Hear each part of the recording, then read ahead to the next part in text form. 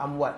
Orang-orang mati ni dibangkitkan daripada tempat-tempat mati mereka, hal keadaan bersegera menuju kepada Tuhan mereka. Kita baca dah yang tu.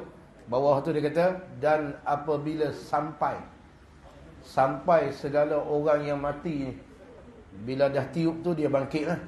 Kemudian bergeraklah menuju ke mahsyar.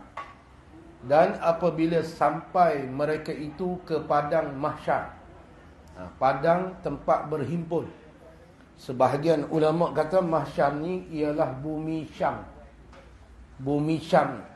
Bumi Syam ni hari ni dikenali dengan beberapa negara. Antaranya negara Palestin. Palestin tu bumi Syam tu. Antaranya lagi bumi Jordan. Jordan tu bumi Syam lah tu. Antaranya lagi bumi Lebanon. Lebanon tu bumi Syam lah. Kemudian yang keempatnya negara Syria. Jadi Syria, Lebanon, kemudian Jordan, Palestina. 4 negara tu dipanggil bumi Syam. Sebelum dikecilkan lah. Dijadikan negara ataupun asing-asing. Maksud dia diperkecilkan tanah Arab tu kepada negeri masing-masing. Jadi esok kita semua ni duduk di Sengat akan menuju ke mahsyar, bumi mahsyar, pergi Palestin lah. Daripada Sengat ni nak pergi Palestin tu. Tuan bayang kan? Kan kubur kita dekat Sengat ni. Jadi bila tiup sangkakala tu semua bangkit lah. Bila bangkit ni akan berkumpul di mahsyar lah. Mahsyar tu bumi Palestin lah sebut tadi tu. Akan bergerak menuju ke sana. Tu dia kata tu. Dan apabila sampai mereka itu amwat, orang-orang mati ni, ke padang mahsyar. Sampai di padang mahsyar, maka di sana, di padang mahsyar ni ada hisab. Hisab ni banci amalan. Di dunia ni tak kena banci lagi. Di akhirat esok dia banci. Banci itu bermula di bumi mahsyar. Cuma sebahagian ulama kata bila duduk di mahsyar ni lah Allah Ta'ala tunjuk syafaat. Syafaat ni pertolongan yang diminta oleh Nabi, tapi bukan untuk dirinya, tetapi untuk orang lain. Atau kalau tengok dalam pengenalan ataupun takrif syafaat ni, minta kebajikan untuk orang lain. Kalau minta kebajikan untuk diri sendiri, orang tak panggil syafaat. Syafaat ni kita minta untuk orang. Jadi antara yang berlaku di mahsyar esok, manusia ni akan bertemu dengan Nabi yang pertama, Nabi Adam. Pergi minta Nabi Adam sebab tak tahan sangat dah duduk di mahsyar ni, tak tahu bila kesudahan dia. Jadi masing-masing ni berasa teruk. Sebab di mahsyar ni ada orang yang telanjang tau. Ada orang yang berpakaian. Jadi manusia ketika tu yang telanjang ni orang tak peduli dah. Kalau di dunia ni telanjang masuk Facebook ambil gambar kena pula Tok Imam telanjang lagi kan. No, lagi masuk kan. Jadi di sana tu orang tak peduli lah. Sebab dia hadis yang cerita tentang telanjang ni, Sayyidatina Aisyah, isteri Nabi SAW, dia pernah tanya Nabi. Dia kata, kami ni orang perempuan malu lah bila di sana tidak berpakaian. Nabi kata, di sana orang tak peduli lah bab tu. Orang duk fikir bab lain, bab teruk. Bila nak hisap, bila nak selesai, serabut. Sebab di sana ada orang yang dia tenggelam dalam peluh dia sekadar tumit kaki dia. Ada orang sekadar lutut dia duduk dalam peluh. Ada orang sampai ke pinggang peluh dia. Ada orang sampai ke leher dia peluh. Jadi orang duk sibuk benda lain. Jadi tak ada orang nak ambil gambar lah, jangan risaulah. Walaupun telanjang, tak ada orang nak ambil gambar. Pasal apa? Pasal masing-masing duk fikir, apa nak jadi ni, apa nak jadi. Jadi bila dah lama sangat berhenti di mahsyar ni, jadi manusia ni tak tahu nak buat apa. Kemudian ada beberapa orang manusia ni bercakap sesama sendiri. Duk cakap hang aku lah. Dia kata kita ni nak buat macam mana ni, nak selesai benda ni. Kan? Bala ni, susah ni. Barulah ada cadangan suruh pergi jumpa Nabi. Nabi yang pertama akan dijumpai ialah Nabi Adam alaihissalam. Ramai duk pergi cari ni, cari Nabi Adam. Bayangkan manusia banyak mana di mahsyar tu. Daripada zaman Nabi Adam sampai akhir zaman. Semua berkumpul di situ. Jadi masing-masing ni untuk cari-cari jumpa juga Nabi Adam. Bila jumpa Nabi Adam, minta tolong Nabi Adam ni minta kepada Allah bagi selesaikan urusan di mahsyar ni. Nabi Adam kata apa? Oh, hari ni tak pernah tengok lagi Allah Ta'ala murka seperti hari ini. Dan kemurkaan Allah pada hari ini tidak pernah berlaku sebelum ni dan akan datang. Bermakna ketika di mahsyar ni Allah Ta'ala cukup murka. Kemudian Nabi Adam kata, aku tak berani. Aku tak berani sebab hari ni Allah Ta'ala murka sungguh. Dan dia ceritalah tentang kesalahan yang dia buat. Dia kata, aku ni pernah buat salah. Tapi tuan-tuan kena faham, salah Nabi ni dia bukan dosa. Sebab kalau salah yang jadi dosa, Nabi tak buat. Sebab Nabi ni dia maksum. Maksum ni makna terpelihara daripada melakukan dosa. Faham maksum tu terpelihara daripada melakukan perkara dosa. Jadi kalau perkara tidak mengundang dosa, boleh berlaku kepada Nabi. Sebab tu macam lupa. Lupa ni tak berdosa. Allah terlupa lah kuliah duha begini. Dia tak berdosa. Sebab dia lupa. Lupa ni malaikat dia tak catat kesalahan tu. Jadi Nabi Adam kata, aku tak berani nak minta. Hari ni aku duk kira aku je. Itu kalimah yang keluar daripada mulut Nabi Adam ketika itu. Kalimah nafsi. Nafsi, nafsi, nafsi dia kata. 3 kali dia kata. Diri aku, diri aku, diri aku. Kemudian dia suruh orang hak mai jumpa ni pi cari Nabi lain. Disebut oleh Nabi Adam, hampa pi carilah Nabi Nuh. Sebahagian ulama kata, kali yang kedua manusia ni pi jumpa Nabi Nuh. Berlaku perkara yang sama. Nabi Nuh kata, minta maaf lah, aku tak mampu. Aku takut hari ni Allah Ta'ala murka sungguh. Jadi dia pun nafsi-nafsi juga. Sampailah Nabi Ibrahim, Nabi Isa, Nabi Musa. Semua tak sanggup. Tak boleh nak tolong. Barulah manusia ni pergi cari Nabi Muhammad sallallahu alaihi wasallam. Bila jumpa Nabi Muhammad, terus Nabi Muhammad pergi berdoa dan sujud di bawah arasy. Sebab masa tu langit tak ada dah. Runtuh habis lah. Kita duduk di bawah arasy. Sebab tu di mahsyar tu, orang yang dapat teduhan arasy, dia okey naungan arasy. Jadi Nabi pergi, Nabi sujud. Sujud kepada Allah. Allah Ta'ala kata, Muhammad, angkat kepala engkau. Minta apa yang engkau nak minta. Tu dipanggil syafa'atul uzma. Nabi minta, ya Allah, segerakan hisab. Tu yang berlaku hisab. Selepas himpun tu, hisab. Hisab tu Nabi minta.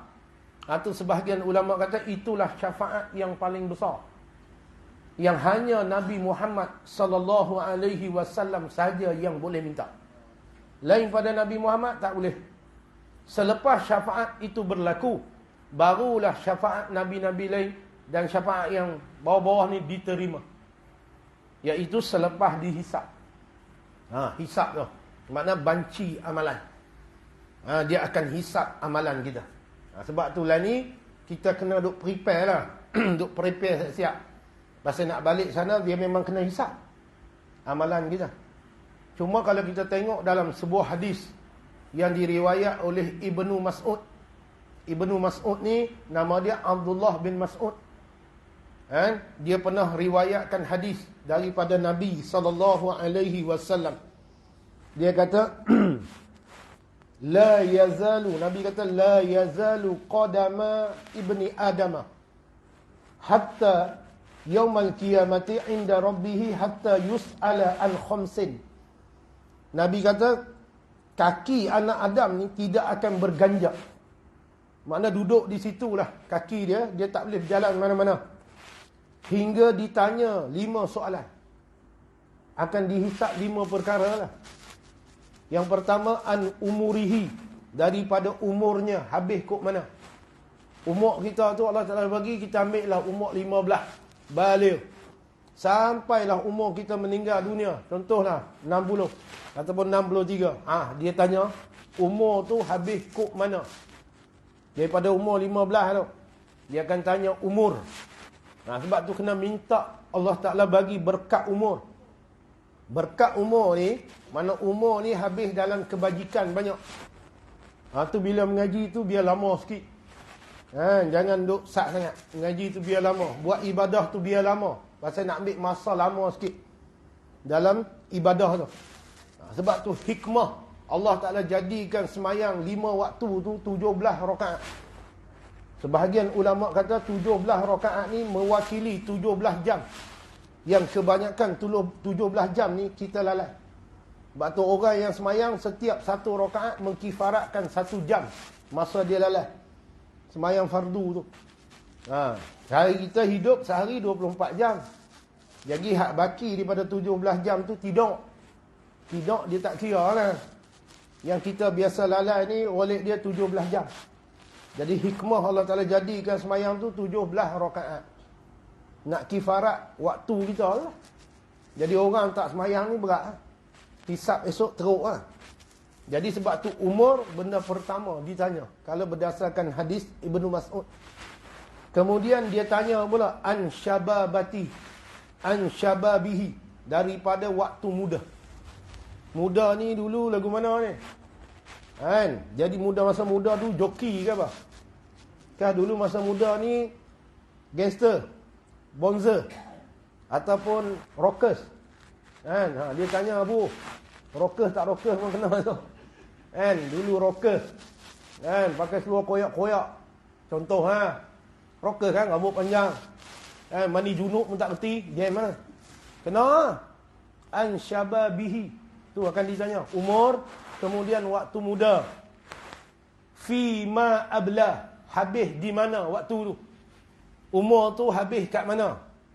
Waktu muda dulu habis di mana? Umur tu. Dia tanya.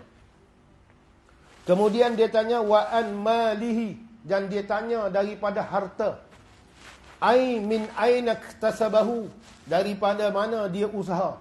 Dia dapat harta ni daripada cara lagu mana? Halal ke, haram ke, syubhah ke? Dia tanya. Kena prepare. Sebab tu orang tak ada harta, senang dia tak jawab benda ni. Dia tak ada harta, dia jawab apa? Hak ada harta banyak ni, dia kena jawab. Kemudian bila dia tanya harta ni ambil daripada mana, kemudian dia tanya wa fima anfaqahu, dan harta ni belanja kok mana? Kena juga. Sebab tu bila belanja tak kena, jawab. Kan harta yang kita ada ni kita duk guna kok mana? Kita kena jawab. Kan? Kemudian dia tanya yang terakhir, belajar ilmu tu amal tak? Dia kata wa maza amila fima alima, dan dia beramal tak barang yang dia telah ketahui. Benda-benda yang dia dah tahu, benda ni haram, dia buat tak? Benda ni wajib, dia buat tak? Dia tanya. Selagi tak boleh jawab 5 soalan ni, kaki tak bergerak. Di mana? Mahsyar. Tu dia sebut tu. Apabila sampai mereka itu ke padang mahsyar, dan di sana ada hisap terhadap amalan mereka seketika hidup di dunia dahulu. Apa yang hang buat di dunia dulu, hang kena hisap. Kalau benda baik, hisap dia pun pahala lah. Kalau benda tak baik, hisap dia, na'udzubillah, siksa. Tu kena beringat. Sebab kita semua ni nak pergi ke situ. Dia bukan kekal selama-lama atas dunia ni. Sebab tu kena beringat kita ada akhirat. Bila ada akhirat, kita kena prepare. Tu kita mengaji tu. Kan, beramal, buat ibadah. Tak boleh nak buat sunat. Jangan tinggal fardu. Buat fardu. Tak boleh nak buat sunat kan. Buat fardu tu jangan tinggal. Biar cantik fardu tu. Jadi esok hisap kita mudah sikit. Kan, tidak teruk. Kan, kena tak lepas situ. Di mahsyar pun kena ada. Belum neraka lagi. Pasal hisap kita tak lepas. Dan hisap ni kata sebahagian ulama, dia ada 3 kategori. Yang pertama dipanggil tanpa hisap. Di mahsyar ni akan ada kumpulan yang tak kena hisap. Mana mereka ni tak kena banci amalan. Apa yang mereka buat di dunia ni tidak dikira. Mana Allah Ta'ala bagi keluasan. Jalan terus. Tak kena hisap. Ini dipanggil golongan VVIP. Golongan VVIP ni ada umat Nabi. Ada 70,000, 70,000, 70,000 yang masuk dalam kumpulan yang tidak kena hisap. Akan dipimpin oleh seorang sahabat besar Nabi. Nama dia Sayyidina Abu Bakrin radhiyallahu an. Dia ni masuk syurga tanpa hisap dan azab. Tu kumpulan pertama. Kalau kita masuk dalam kumpulan tu A lah. Memang kelas lah ni. Tak kena tanya. Jalan terus. Macam kita duk biasa naik kenderaan. Lepas tu lalu roadblock kan. Bila polis tengok kereta kita tu ada crown lah depan tu. Kan? Dia pun tengok jalan terus. Pasal apa? Sultan. Siapa berani tahan, takkan polis tanya, ada lesen? Tak kena. Jadi dia akan jalan terus. Dia buka jalan tak? Tu hisap. Tak ada hisap. Tak kena banci apa. Jalan terus. Pasal apa? Pasal sultan lalu. Kan? Raja lalu. Menteri lalu. Takkan polis nak tanya. Dia tak ada hisap. Tapi golongan yang kedua, dia ada hisap. Tapi hisap dia ringan. Ringan ni makna dia kena tahan juga. Roblok tu. Cuma dia buka tingkap, dia kata main mana? Dia kata main kuliah duha. Jalan. Nampak? Dia tak teruk sangat lah. Dia tanya main mana aja. Main kuliah duha. Okey, jalan. Kita pun jalan lah. Ada orang daripada umat Nabi dapat macam tu. Hak tadi dia tak tanya terus. Cermin pun tak buka. Saya pernah bawa seorang kawan. Dia kawan dengan saya lah. Dia ni ASP. ASP bahagian trafik. Besar lah. Satu kawasan tu dia kontrol lah. Dia bos trafik. Masa tu PKP. PKP ni nak keluar ni kena ada surat. Tak ada surat tak boleh. Jadi saya minta tolong dia nak pergi Penang. Nak pergi ambil kitab. Yang sudah siap lah. Saya tempah kitab tu siap dah. Jadi nak gunalah kitab tu. Tapi nak pergi ni, takut lah. Saman ke apa. Jadi saya minta tolong dia. Dia kata boleh. Dia pun tolong saya lah. Dia bawa kereta. Saya duduk sebelah. Bukan saya bawa. Saya duduk sebelah, dia bawa kereta saya. Kan? Bila dia bawa ni sampai roadblock, siap dengan tabik ni. Dia tikap dia tak buka tau. Dia duduk dalam kereta bawa sampai roadblock lah. Bila dah sampai dekat tu, dia jaga roadblock, tengok. Hentak kaki. Tak ada suruh jalan, dia belah je lah. Hak bawa kereta tu dia tabik. Saya duduk sebelah. Makna dia mungkin boleh kata hak sebelah tu lagi besar kot. Sebab hak yang bawa kereta tu 3 paku. ASB dia ada paku lah. Makna dia hak duduk sebelah tak ada paku. Tapi dia kata, sebelah ni lagi dahsyat kot. 16 paku. Tapi nak cerita tu lah. Makna dia lepas macam tu. Pasal apa? Pasal ada orang hebat ni. Umat Nabi ni, dia ada lagu tu. Dia kena tanya, kemudian mudah tanya dia.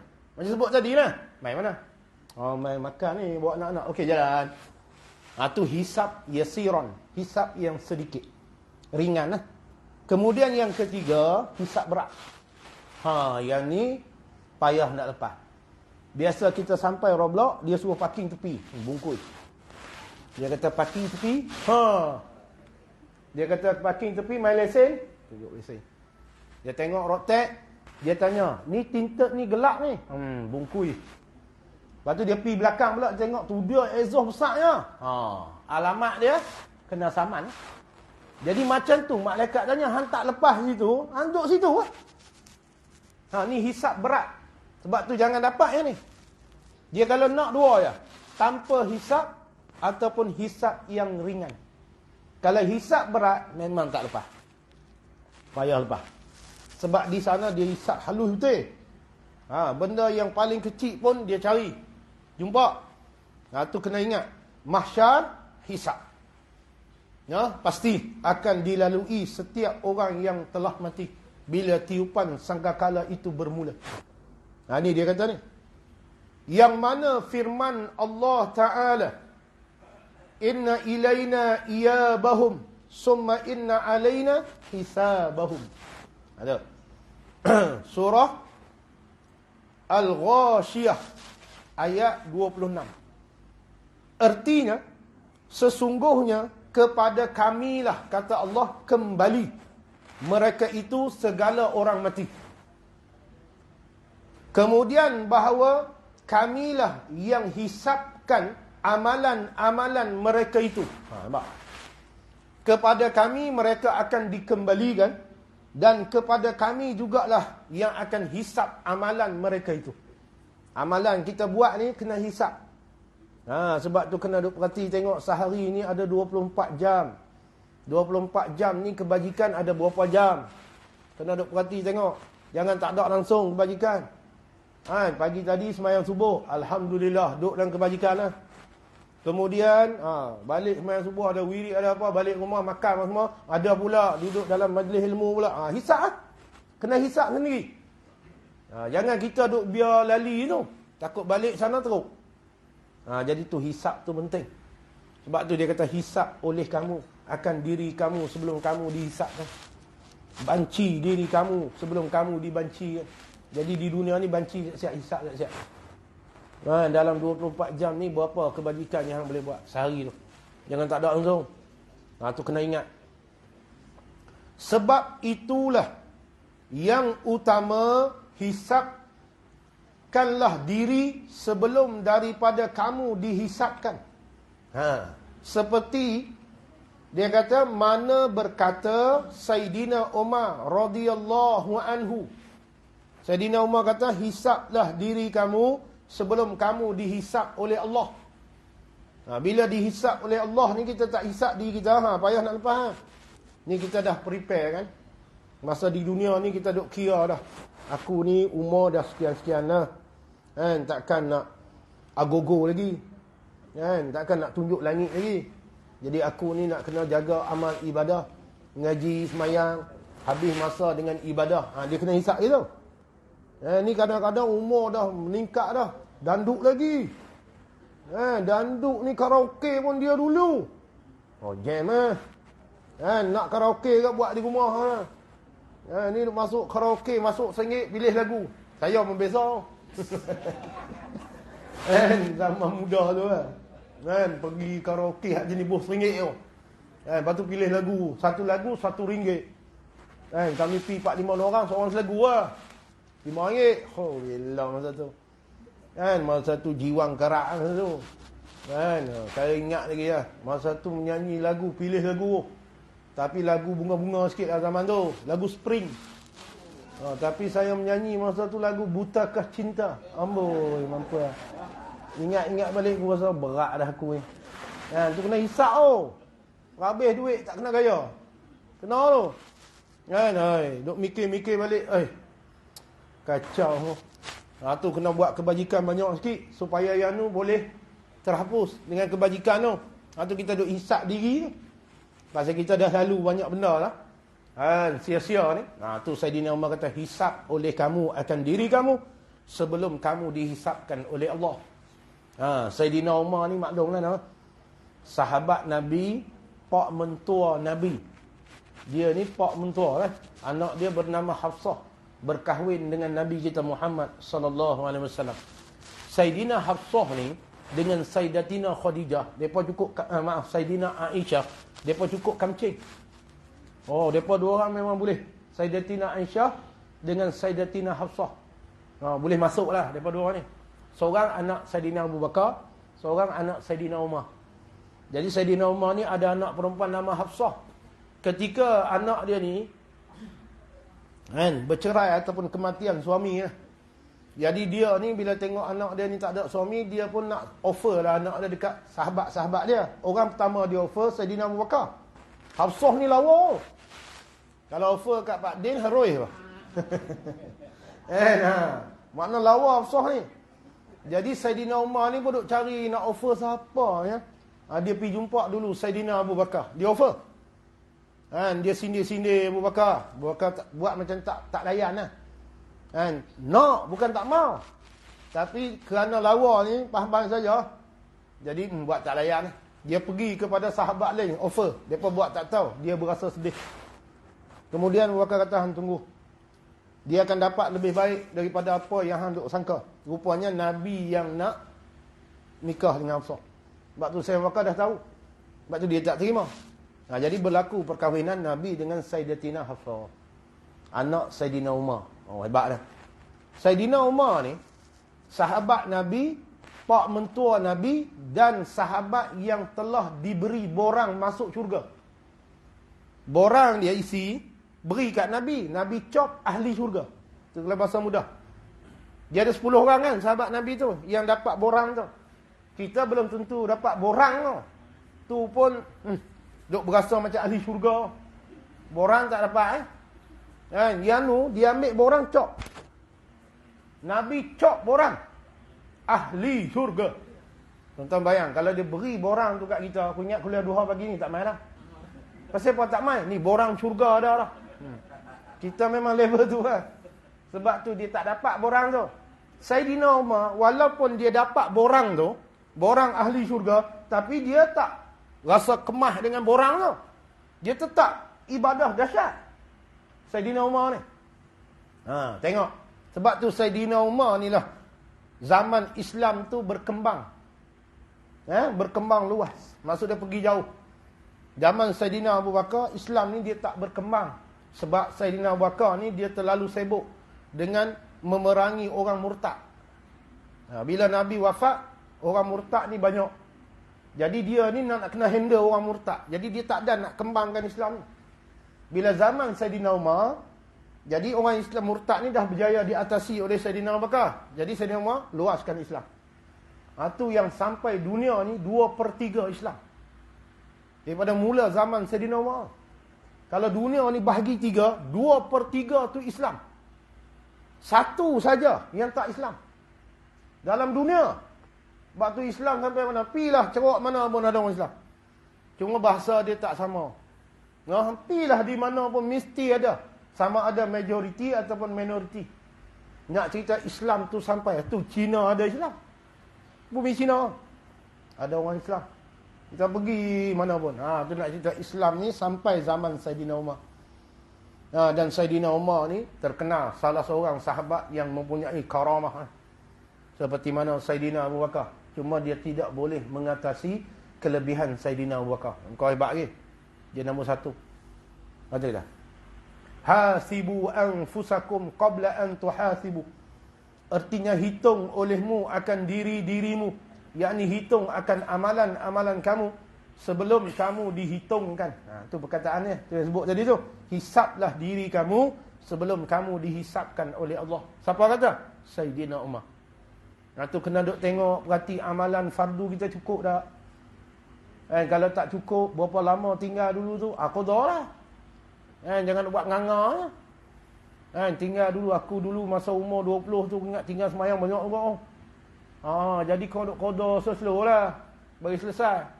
Jangan duk kata tak apa, Allah Maha Pengampun. Memang bungkui lah. Sebab dia syarat Allah Ta'ala nak ampun, tinggal benda fardu, kena qadha. Benda fardu yang kita tinggal zaman jahil dulu. Jadi kita kena qadha lah semayang tu. Lepas tu minta ampun, Allah Ta'ala ampun lah sebab cukup syarat. Kalau kita sekadar minta ampun tapi tak qadha, tak terampun lah dosa tu. Itu benda fardu kena hitung tengok. Benda-benda yang kita buat fardu ni tinggal banyak tak? Tinggal banyak kena qadha. Kemudian benda maksiat yang kita buat tu, dia tak payah qadha lah. Kita duk minum ketum dulu, takkan nak qadha. Kita pun tinggal dah ketum. Tinggal terus sebab tu dia dosa. Kalau benda fardu, tinggal kena qadha. Kalau benda haram, tinggal terus. Tak payah duk ulang semula. Tak syarat qadha yang tu. Tinggal. Tak mau dah, taubat dah tak mau. Tu kata, benda tu kena hitung. Kena perhati. Dan saya pernah cerita kat tuan-tuan lama dulu. Saya ada seorang kawan, budak Sabah. Yang duduk belajar di pondok sekali dia cerita dia ni, dia tinggal semayang dalam 2 tahun ke 3 tahun. Tak pernah semayang. Bila dia masuk pondok, dia duduk mengaji, dia berasa, berat ni tinggal semayang ni. Dia mula qadha semayang. Dia mula qadha semayang di pondok. Bermakna dia duduk pondok tu lebih kurang dalam 7 tahun macam tu lah. Jadi tahun pertama tu dia baru duduk belajar. Dia dapat dah. Dia mula. Dia ni akan qadha semayang dia setiap kali dia balik, dia tutup tingkap rumah pondok dia semua. Siapa pun boleh ganggu dia. Dalam sejam tu lah, baru dia keluar sembang orang. Setiap hari dia buat tu. Selama 3 tahun. Habis semayang dia qadha. Lepas tu dia berasa lega. Dia kata tidak, dia berasa berat. Tu kita tengok 3 tahun kena qadha lah. Sebab tu cara paling mudah, setiap hari tu ada qadha. Macam mana cara nak qadha, takut orang tahu. Semayang sunat ke dah. Kan sembahyang fardu ni dia ada sunat sebelum fardu. Qabliyah, ba'diyah tu. Jadi kita tak payah buatlah sunat tu. Kita buat qada. Orang bukan tahu. Kecuali hang takbir kuat. Sahaja aku qada. Tu memang orang tahu lah. Jadi hang buat biasa je. Orang kata rajin sembahyang sunat. Kita pun buat senyum. Jangan kata apa? Jangan kata aku bukan sembahyang sunat, sembahyang qada. Tak payah duk abang lah.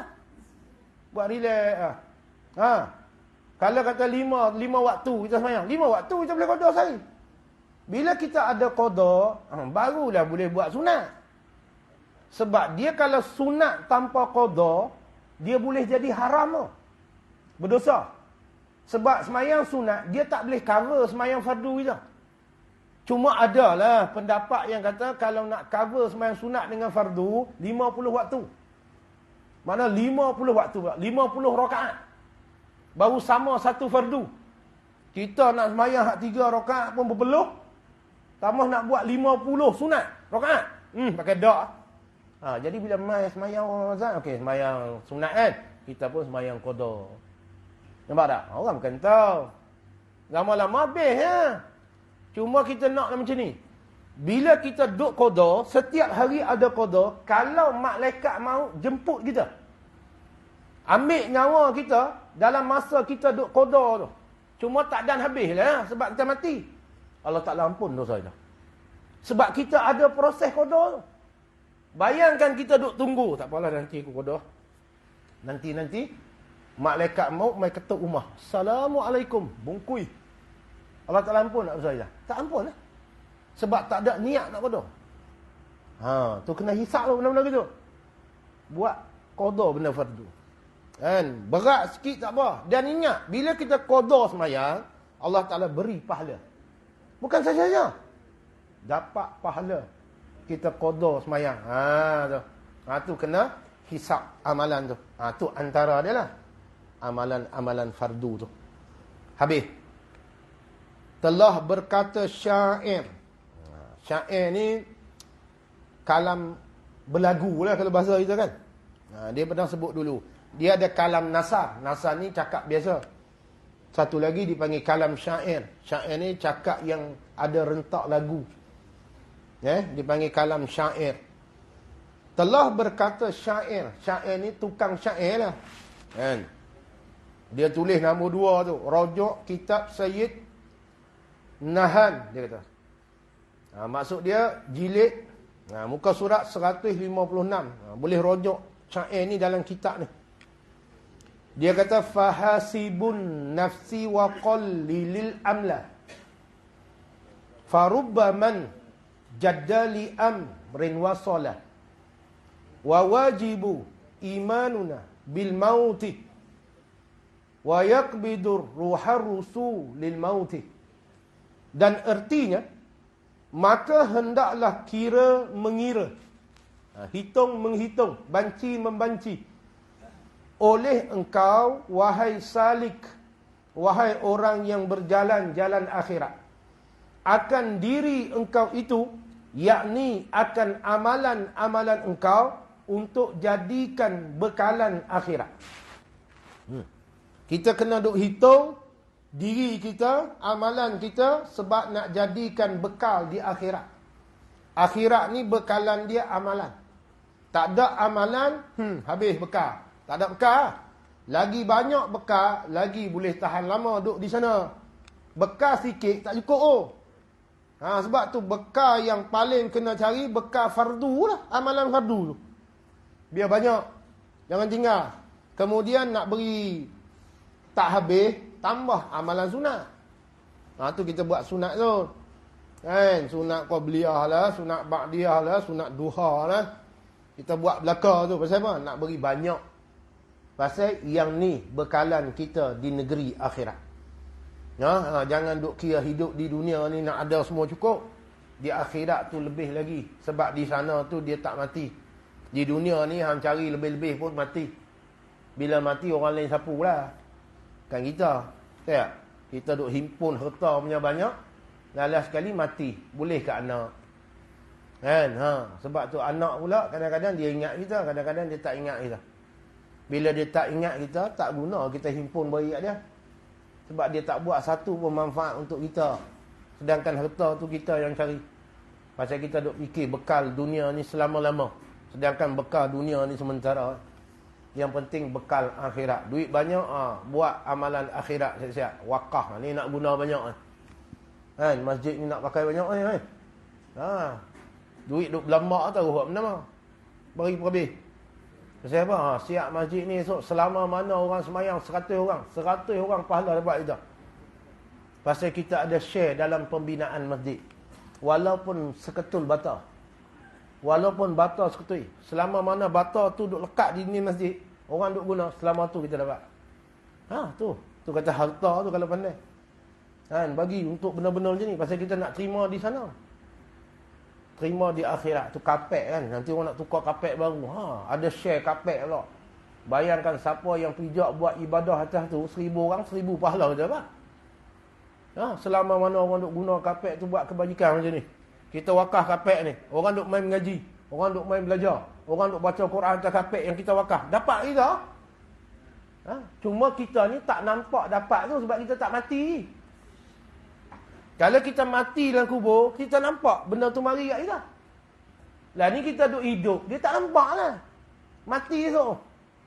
Malaikat buat mari. Hari ni ada lebih kurang dalam 2 trailer. Pasal apa? Orang main mengaji semua guna benda yang wakaf. Dia duk terima sampai kiamat. Tu bila mati anak Adam terputus amal kecuali 3 benda. Sedekah jariah. Harta yang diwakafkan kerana Allah. Tu wakaf ni penting. Pasal apa? Kita terima sampai kiamat. Tu orang nak sangat benda-benda wakaf. Lebih lagi wakaf masjid. Wakaf untuk masjid. Tu kadang-kadang carilah benda-benda ataupun harta kita ni wakaf sikit untuk masjid. Pasal apa? Pasal esok manfaat kita terima. Kan mungkin masa ni kita tak nampak ni. Berasa macam tak apalah orang lain boleh bagi, biar orang lain bagi ya. Tapi esok orang tu terima di sana kita menyesal. Silap aku. Dah lalu dah tong wakaf tu kat aku. Aku tak boh. Tu tong tu tak lalu lah. Tu tong tu. Jalan-jalan kat belakang. Kan? Makna dia nak cerita harta yang diwakaf. Esok kita fikirlah amalan tu. Sikit, cara sikit. Banyak, cara banyak. Tu dia kata. Hisab nafsu ataupun diri kamu. Yakni amalan-amalan engkau untuk dijadikan bekalan akhirat. Tujuan dia nak jadi bekal kita ni negeri akhirat. Sebab sana kita tak balik dah. Ke kampung Sengat kan. Masjid Sengat tak ada dah. Jadi kita duduk di sana untuk selama-lamanya. Dan keadaan di sana bukan seperti di dunia. Kan? Keadaan sana semua orang dapat apa yang dia telah belanjakan di dunia. Sebab tu biar teruk buat ibadah, amalan di dunia. Sebab di akhirat kita selesa. Ni tak mau buat di dunia ni, tak mau buat amalan. Di akhirat teruk. Biar kita teruk dengan amalan. Sebab kita akan terima kebaikan di akhirat esok. Bekal kita tu. Banyak bekal, lagi banyak kelebihan kita dapat. Di akhirat esok. Dan sedikitkanlah angan-angan itu. Angan-angan ni jangan telajak sangat. Jangan duk berangan lebih sangat. Berangan ni pada-pada lah. Ni daripada muda sampai ketua duk berangan. Janganlah berhenti lah. Angan tu pendekkan. Pasal angan-angan banyak ni menggelapkan hati.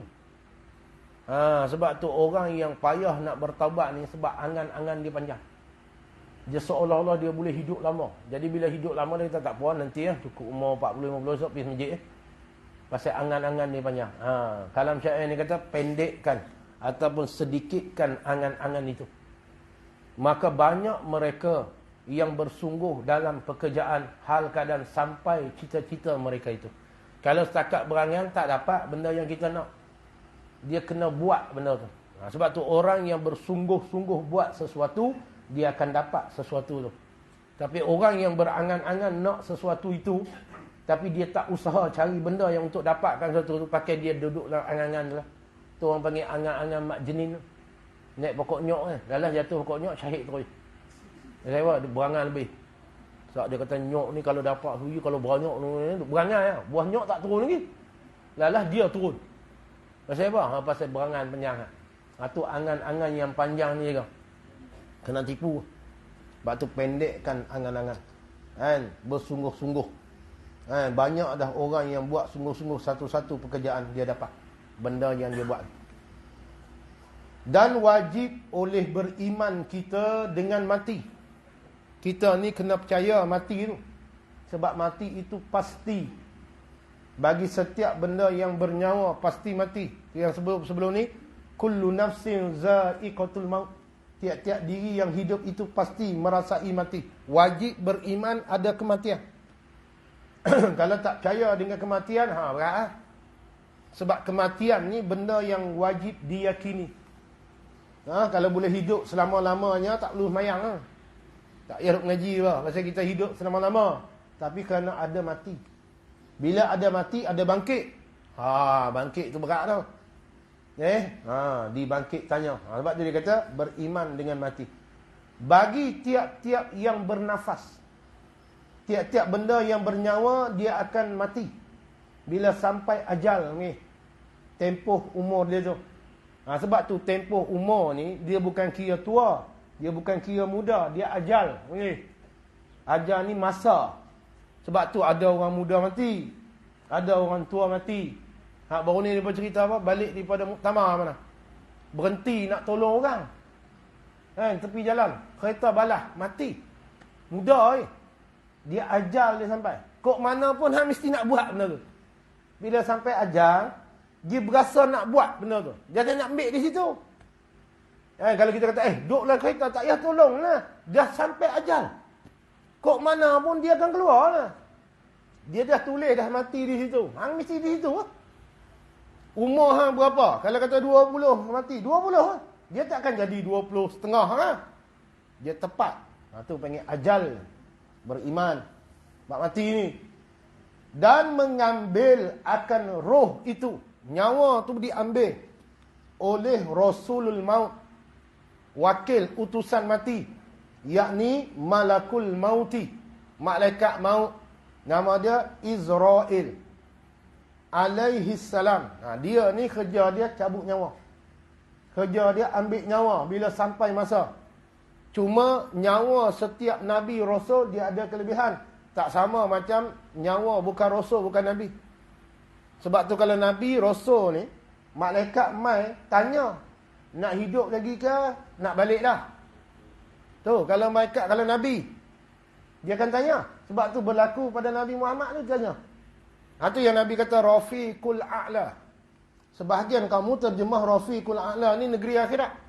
Dia tanya tu, nak hidup lagi ke, nak balik? Nabi kata, Rafiqul A'la, akhirat. Mana Nabi pilih akhirat lah. Tu yang dicabut nyawa tu. Dia ada kelebihan tu. Kalau kita dah buat tanya lagu tu, nak mati ke nak hidup? Nak hidup lah. Esok dia main lagi, nak mati ke hidup? Tak payah duk main lah, nak hidup ni.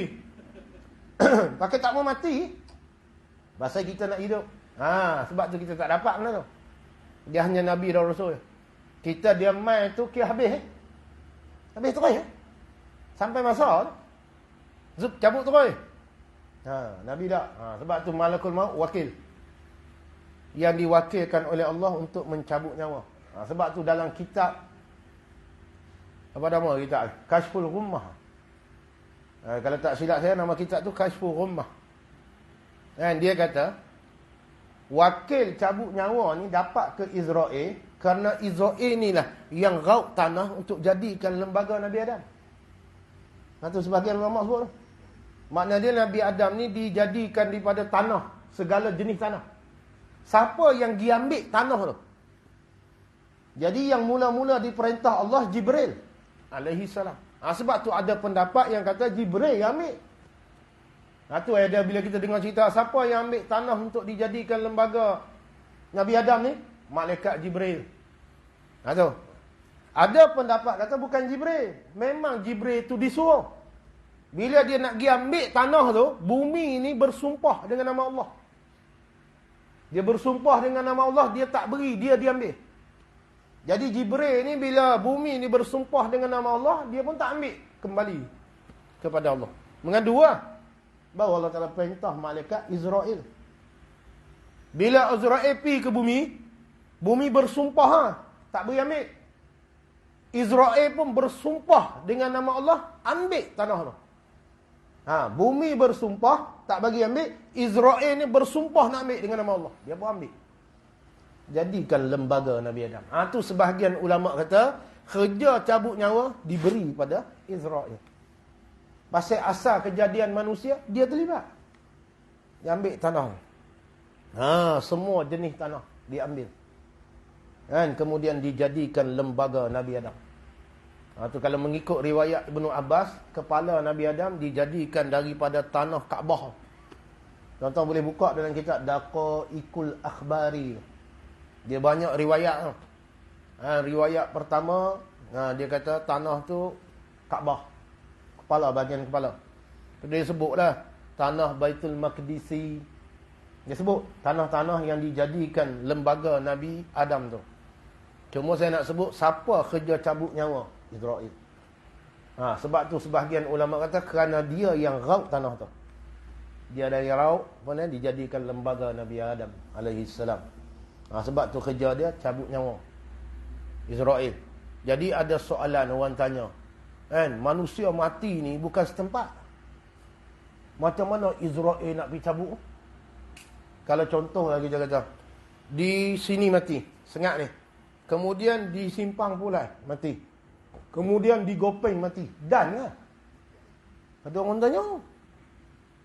Dia tanya, dan ke Israel nak pergi? Masa yang sama. Maksud dia, di Sengat ni pukul 10 mati. Di Simpang Pulai pun 10 pagi. Di Gopeng pun 10 pagi. Di Bido pun 10 pagi. Di Sungkai pun 10 pagi. Nak pergi mana? Tuan-tuan fikir macam Israel seorang lah. Okay? Seorang je. Jadi dia nak buat kerja ke mana? Sebab tu sebahagian ulama dia jawab. Dia kata manusia yang dilihat oleh Israel ni seperti melihat makanan yang di dalam talam. Jadi kalau kita duduk makanan dalam talam, kita nak ambil mana boleh tak? Nampak? Kita nak ambil sana, nak ambil sini, tak ada hal. Pasal dilihat seperti duduk dalam genggaman dia. Itu satu. Kemudian kata sebahagian ulama, Israel ini ketua. Kan ketua malaikat ni 10 orang. Termasuklah Israel yang nama besar ni. Jadi dia ni ada anak buah. Anak buah dia kerja, pergi sana, pergi sini, pergi sini. Jadi masa tu sama, sebab dia ketua. Jadi orang kata dia lah. Tu. Macam ni, Munkar Nakir tu. Munkar Nakir, kubur ni satu lah. Kubur. Banyak kubur ni. Lepas tu soal tu, seorang tu, 2 orang tu jenuh pergi. Nak pergi sana, nak pergi sini. Mati di Palestin tu. Dia nak pergi soal. Tak lagi bunyi kata, dia sengak pula. Tak ada nak pergi. Macam mana? Tu kata sebagai dia memang ketua. Bila ketua, dia ada anak buah. Anak buah ni buat kerja Munkar Nakir ni. Soal lah. Tapi dinisbahkan kepada Munkar dan Nakir lah. Ketua dia. Ni pun sama. Dinisbahkan kepada Israel. Semua ni cerita Israel yang cabut nyawa. Dia cabut. Muduk di mana pun dia cabut. Sampai masa. Tu. Diwakilkan kepada dia kerja mencabut nyawa. Cuma kata sebahagian ulama, kalau dia datang kepada orang Islam, dia akan cabut sehabis-habis lembut. Cara slow lah. Tapi slow tu pun sakit. Saya slow tu pun sakit. Kalau orang yang tak beriman, dia rentak. Rentak ni lagi teruk. Hak cabut pun teruk. Tambah dia rentak lagi teruk. Tu kalau orang kafir. Ini tak boleh kata kafir kan? Non-Muslim. Berat sungguh lah. Ni kata kadang-kadang kita benda-benda ni bukan kita kata. Ya ayyuhal kafirun. Allah Ta'ala panggil. Kafir ni bukan kasar. Kafir ni tidak beriman. Ada. Kita panggil ya ayyuhal kafirun. Dalam Quran tu. Wahai orang-orang kafir. Siapa panggil? Allah. Itu pelik sungguh. Ini kadang-kadang kita ni dia tak tahu nak jadi apa. Padahal benda ni bukan kita. Allah. Dan terjemahlah kafir itu makna apa? Orang yang kufur, tidak beriman. Kalau tak beriman, dipanggil kafir lah. Dia nak panggil apa? Kafir lah. Tak beriman. Bukan makna kafir itu hina. Dia cuma tak beriman. Bahasa mudah dia. Dia kufur. Ini kita bila panggil kafir, bahasa kasar. Kasar apa Allah panggil? Tidak, tak ada lah surah kafirun. Kita ni ikut je. Tapi tak boleh panggil kafir. Kacau bilau. Tu kadang-kadang kita bukan politik, nak berhenti tau. Nak panggil lah. Panggilan Allah suruh panggil, dengan kita tak boleh panggil. Besar lagi kita. Kita ni besar pada Allah kan macam mana? Kan pandai pada Allah. Tu kena reti semua. Kadang-kadang benda tu nak jadi politik kan. Kan politik, kita mikir. Habis mu nak panggil apa? Dia terasa hati. Sebab kita panggil. Allah panggil. Itu kata terjemah. Ini wahai orang-orang tidak beriman. Itu. Kafir lah pendek dia. Kafirun. Sebab tu Dajjal, dia tulis apa kat dahi? Dia tulis apa kat dahi dia? Kafir. Dan orang mukmin melihat di dahi tu boleh baca kafir tu. Dajjal. Dia tulis di dahi non-muslim. Kalau gue hai. Biru.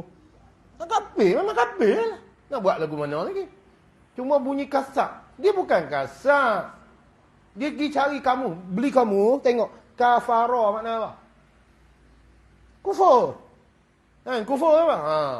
Orang yang tidak beriman. Menyembah selain Allah.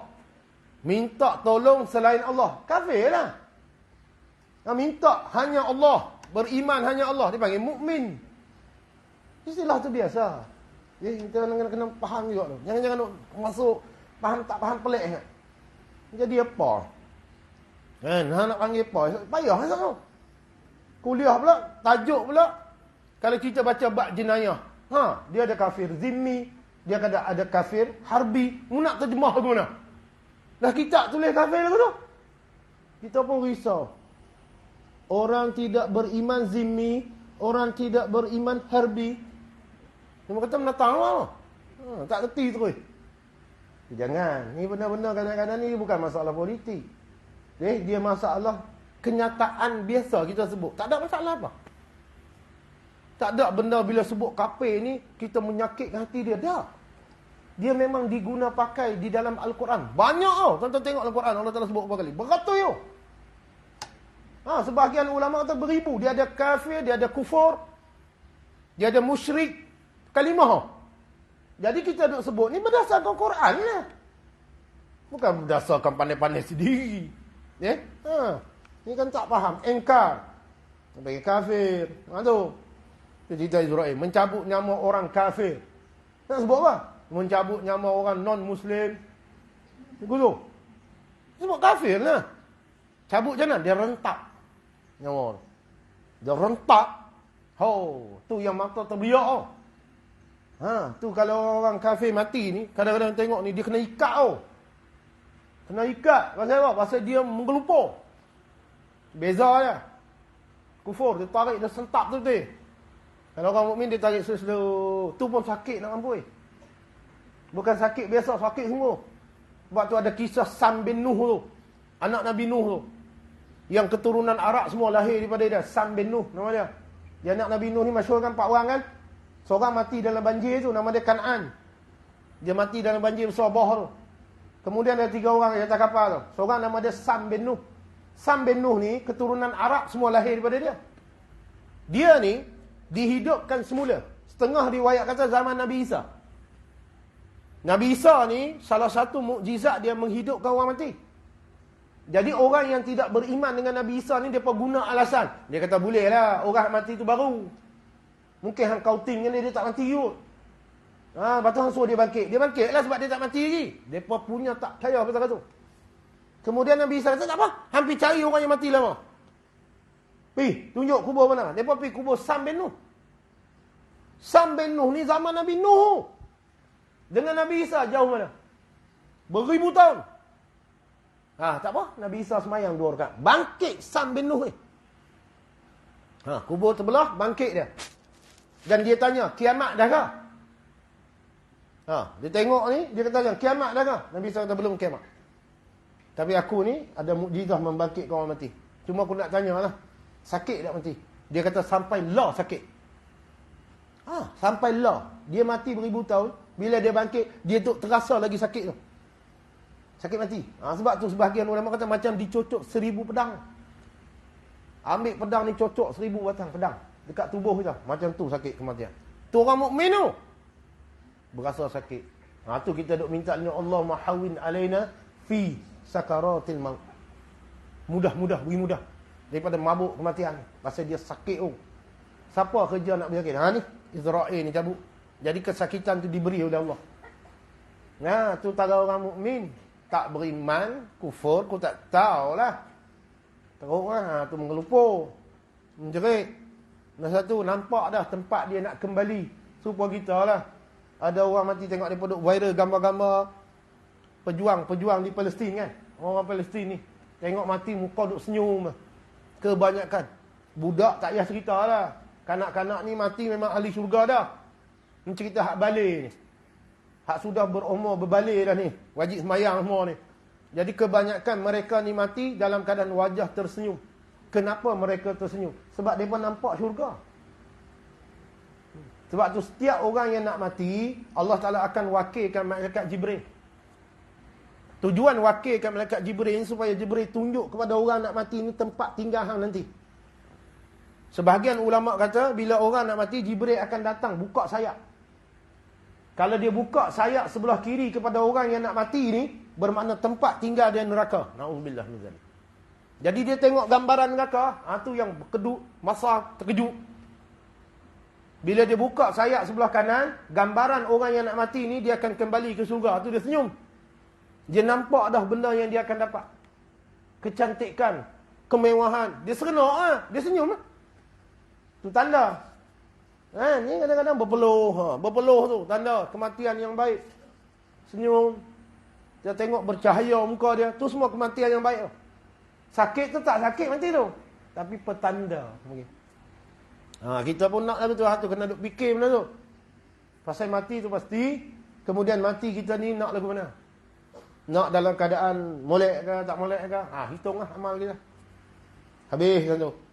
Kemudian dia kata daripada Ibnu Umar radhiyallahu anhuma berkata ia sabda Nabi SAW, kun fid dunya ka'annaka gharib aw sabiris sabili wa adda nafsaka min ahli al-kuburi.